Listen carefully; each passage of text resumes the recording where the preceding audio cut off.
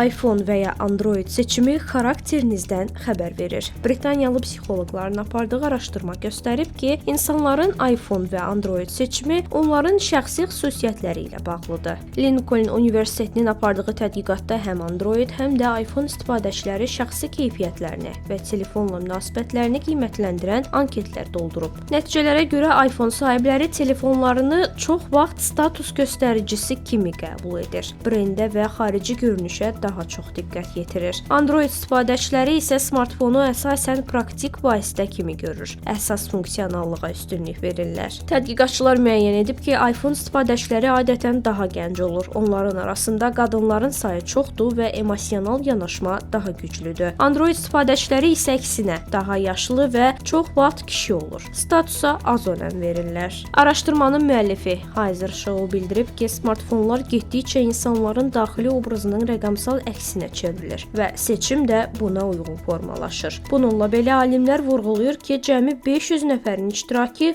ümumi nəticə çıxarmağa imkan vermir.